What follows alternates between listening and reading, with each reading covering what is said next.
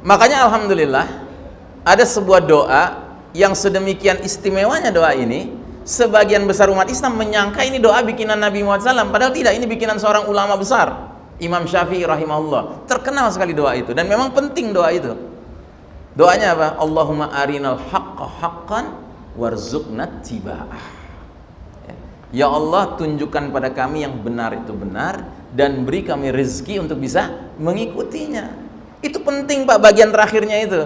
Wa arinal batila batilan warzuqna ijtinabah. Tunjukkan pada kami yang batil itu batil dan beri kami rezeki bisa menjauhinya. Karena kalau sekedar tahu yang benar itu benar Pak, di muka bumi ini banyak yang tahu Pak. Tetapi apa otomatis mereka mau berpihak pada yang benar? Enggak. Sekedar tahu yang batil itu batil banyak Pak. Tetapi apa benar dia mau jauh-jauh dari yang batil? Oh enggak Pak. Dia dekat-dekat sama yang batil itu. Dia merasa dengan dekat-dekat dia dapat banyak keuntungan duniawi. Jangan Anda pikir mereka-mereka yang mendukung penguasa batil itu pasti tahu bahwa penguasa batil itu ya benar gitu. Tidak. Mereka tahu dia batil. Tapi kenapa dia dekat? Karena ada keuntungannya, ada kepentingannya.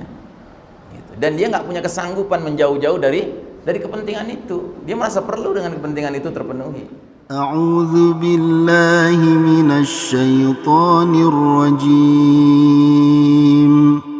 Bismillahirrahmanirrahim. Lengkapnya hadisnya seperti ini.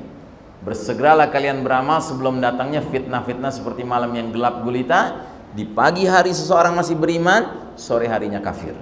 Di sore hari seseorang masih mukmin, paginya kafir. Kenapa? Dia rela menjual agamanya demi barang kenikmatan dunia. Jadi yang mengerikannya adalah sedemikian masif dan destruktifnya badai fitnah yang ada sekarang ini, sehingga ancaman bagi umat Islam bukan hanya terjerumus dalam dosa-dosa kecil, bahkan bukan dosa-dosa besar, melainkan dosa nawaqidul iman, pembatal keimanan. Inilah puncak kegelapan babak keempat ini ya. Jadi yang bikin suasana menjadi lebih rumit sekarang ini adalah kita ditawarkan berbagai pilihan dosa yang kelasnya bukan dosa kecil lagi Pak, bahkan bukan dosa besar, tapi dosa yang sampai ke tingkat membatalkan iman kita. Dan salah satu contoh dosa yang macam ini yang makin hari makin merebak adalah dosa istihza'u biddin, mengolok-olok agama. Ya. Setuju nggak Anda hari ini mengolok-olok agama gampang ditemukan? Gitu. Nah kira-kira hari ini orang yang seperti ini sedikit apa banyak Pak? Nah, banyak. Makanya serem Pak, ini sistem Dajjal ini mengerikan Pak.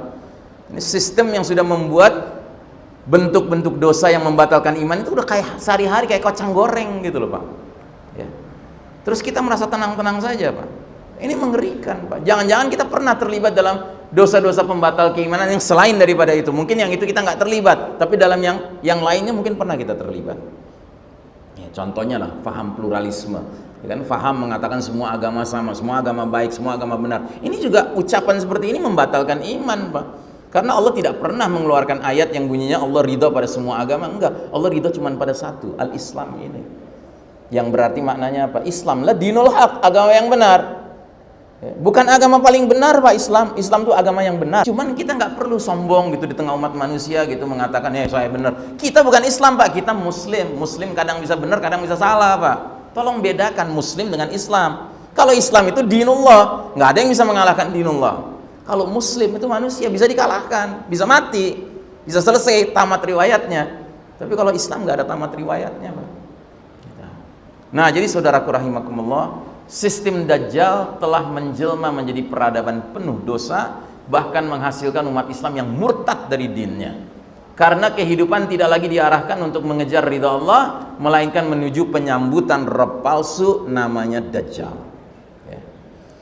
Dan Allah Ta'ala dalam surat Al-Baqarah 217 menyingkap kelakuan mereka yang ngelola sistem dunia hari ini, yaitu orang-orang kafir harbi, kafir yang memerangi Islam dan umat Islam. Apa kata Allah? وَلَا يَزَالُونَ يُقَاتِلُونَكُمْ حَتَّى يَرُدُّوكُمْ عَنْ دِينِكُمْ مِنِ اسْتَطَاعُوا. Mereka, orang-orang kafir harbi itu ya, tidak henti-hentinya 24 hours a day, 7 days a week, 12 months a year, ya kan? Terus menerus memerangi kalian sampai apa? Sampai mereka bisa memurtadkan kalian dari agama kalian kepada kekafiran, seandainya mereka sanggup. Gitu. Makanya alhamdulillah ada sebuah doa yang sedemikian istimewanya. Doa ini sebagian besar umat Islam menyangka ini doa bikinan Nabi Muhammad SAW, padahal tidak, ini bikinan seorang ulama besar, Imam Syafi'i rahimahullah. Terkenal sekali doa itu, dan memang penting doa itu.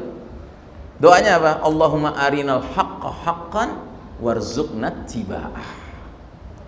Ya Allah, tunjukkan pada kami yang benar itu benar, dan beri kami rezeki untuk bisa mengikutinya. Itu penting Pak, bagian terakhirnya itu. Wa arinal batila batilan warzuqna ijtinabah. Tunjukkan pada kami yang batil itu batil, dan beri kami rezeki bisa menjauhinya. Karena kalau sekedar tahu yang benar itu benar Pak, di muka bumi ini banyak yang tahu Pak. Tetapi apa otomatis mereka mau berpihak pada yang benar? Enggak. Sekedar tahu yang batil itu batil banyak Pak. Tetapi apa benar dia mau jauh-jauh dari yang batil? Oh enggak Pak. Dia dekat-dekat sama yang batil itu. Dia merasa dengan dekat-dekat dia dapat banyak keuntungan duniawi. Jangan Anda pikir mereka-mereka yang mendukung penguasa batil itu pasti tahu bahwa penguasa batil itu ya benar gitu. Tidak. Mereka tahu dia batil. Tapi kenapa dia dekat? Karena ada keuntungannya, ada kepentingannya. Gitu. Dan dia nggak punya kesanggupan menjauh-jauh dari kepentingan itu. Dia merasa perlu dengan kepentingan itu terpenuhi.